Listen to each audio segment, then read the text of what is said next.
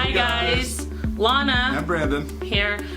Rated R, anything and everything for you, for the consumer, about real estate, rated by realtors. Let's get to it. So, and in this video, we're going to discuss expenses in home purchasing process. How much money you're going to be spending between under contract to closing. and when you're going to be spending it. Let's get to it. So first, determining how you're going to purchase the property, whether or not you're going to be purchasing it with cash or whether you need some help with finance. So figuring this side of it out will help you out understanding your down payment as well. If it's a VA loan, you may not have as much. If you have a conventional loans start at 3%, or an FHA loan, which most people think is a first-time home buyer thing. Not the truth, but normally start at 3.5% on that. Out are the days that you needed 20% to go buy a home. The game has changed. Great advice. There's a lot of options out there. Definitely consult your realtor if you don't know any loan officers or bankers or banks that will do such thing. So what I'm going to talk about, earnest money.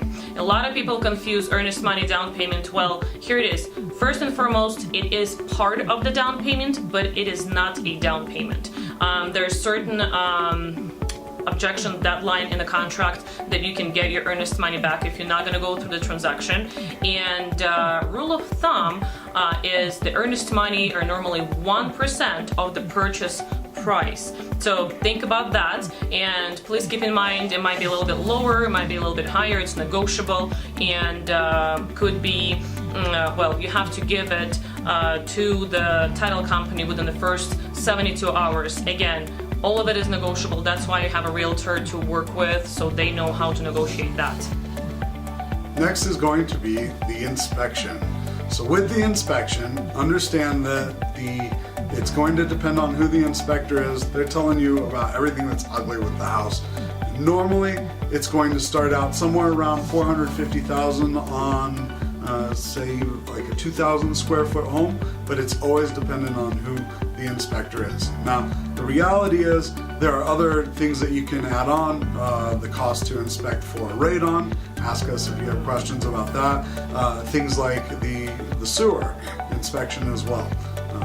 We go on with the list, but expect somewhere around $450 to $600 for these services.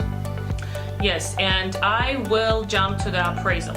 Appraisal, it is something that your lender will order, and it is the price of the house, pretty much evaluating price of the house, bank trying to figure out how much they should lend you for the property. Talk to a realtor, talk to a lender, but again, this particular amount that you will be spending is about $600. There's a rush fee involved sometimes, so anywhere between $600 to $1,200 in the worst case scenario.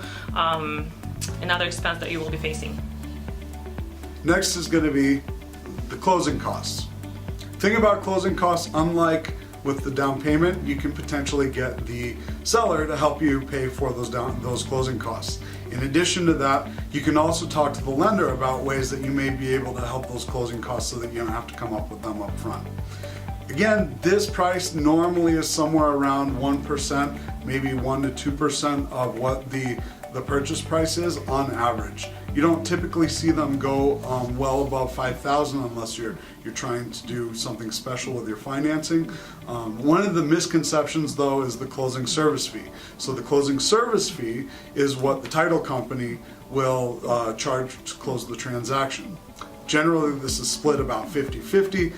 You can expect normally the total cost to be somewhere around $350 to $500, split in the middle. And that falls into the amount that we quoted for basic closing costs as well. Last but not least, the biggest question, who is going to pay your buyer's agent? All right, so with a buyer's agent, most of the time, depending on who your realtor and your real estate company is, of course. Generally, we're just paid through the transaction. You're not planning on paying them up front, and you're also not planning on paying them out of your pocket in the end. Cool thing about that is If you don't succeed, we don't succeed. So there's a lot riding on it.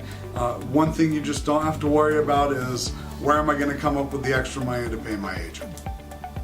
Yeah, as simple as that. So choose your professional wisely. And if you have any more questions on how much money you're going to spend between under contract to that closing, please leave us comments below. We would be happy to personally answer them. And also, if you have any questions, please address them as well. Feel free to subscribe to our channel, also on YouTube, Rated R.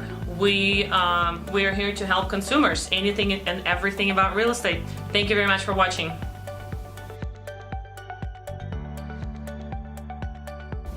No, hold on, it needs to focus. For real estate, what? Look outside. What's outside? No light. Oh.